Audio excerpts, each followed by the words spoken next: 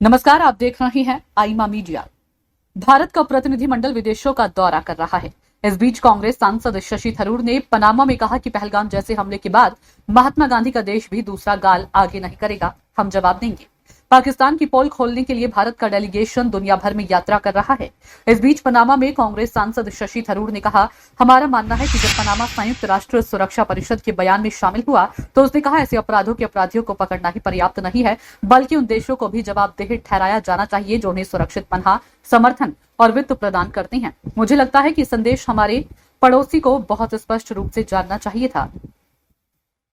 यह एक ऐसा संदेश है जिसके पीछे दुनिया खड़ी है। कांग्रेस सांसद शशि थरूर ने कहा, यह आतंकवादी कार्रवाई उन कुटिल उद्देश्यों की पूर्ति के लिए की गई थी जो दुर्भाग्य से केवल पाकिस्तानी सेना ही हमारे देश को कमजोर करने, कश्मीरी अर्थव्यवस्था को कमजोर करने के लिए करना चाहती है, जो पर्यटन के कारण फल फूल रही थी। मुझे मेरे मित्र वाशिंगटन में भारतीय राजदूत ने बताया कि कश्मीर के पहलगाम में कोलोराडो के एस्पेन की तुलना में अधिक पर्यटक थे। पनामा में बहुदलीय प्रतिनिधिमंडल का नेतृत्व कर रहे कांग्रेस सांसद शशि थरूर ने आतंकवाद के खिलाफ भारत के दृढ़ रुख को एक बार फिर दोहराया। उन्होंने कहा कि हमारा देश अब दूसरा गाल आगे नहीं बढ़ाएगा, हमारा देश किसी भी हमले को करारा जवाब देगा। भारतीय दूतावास की ओर से आयोजित एक कार्यक्रम में बोलते हुए थरूर ने महात्मा गांधी की बिना किसी डर के जीने के संदेश का भी जिक्र किया। थरूर ने कहा, महात्मा गांधी ने आजादी के लिए हमारे संघर्ष में अपने साहसी नेतृत्व में हमें यह भी सिखाया कि हमें हमेशा अपने अधिकारों के लिए खड़ा होना चाहिए। हमें हमेशा मूल्यों के लिए खड़ा होना चाहिए जिन पर हम विश्वास करते हैं। हमें बिना किसी डर के जीना चाहिए। डर से निजात ही वह चीज है जिसके लिए हमें भारत में इन दिनों लड़ना पड़ रहा है।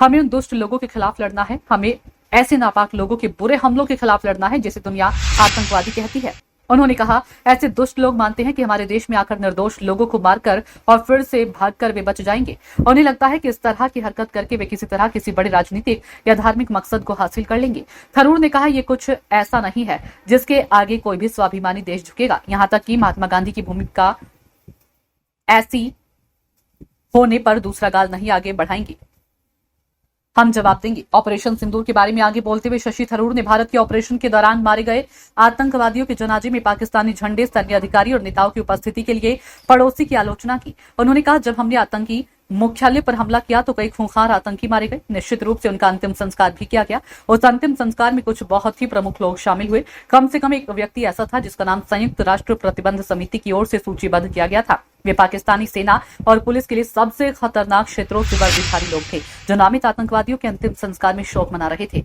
यह वह देश है जो अब कहता है कि हम निर्दोष हैं, हमने ऐसा नहीं किया। आप उन लोगों के लिए शोक नहीं मनाते जिन्हें आप नहीं जानते। शशि थरूर ने पहलगाम आतंकी हमले को लेकर कहा कि इसका उद्देश्य भारत को कमजोर करना और जम्मू कश्मीर की अर्थव्यवस्था को कमजोर करना था।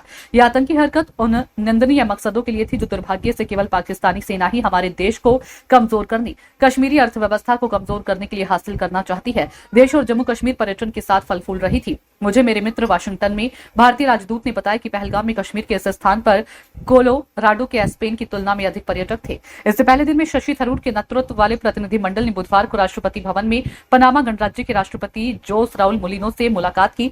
थरूर के नेतृत्व वाले प्रतिनिधिमंडल में शांभवी चौधरी, सरफराज अहमद, जीएम हरीश बलियागी, शशांक मणि त्रिपाठी, तेजस्वी सूर्या, भुवनेश्वर कलिता, मिलिंद देवड़ा और अमेरिका में पूर्व भारतीय राजदूत तरनजीत सिंह संधू शामिल हैं।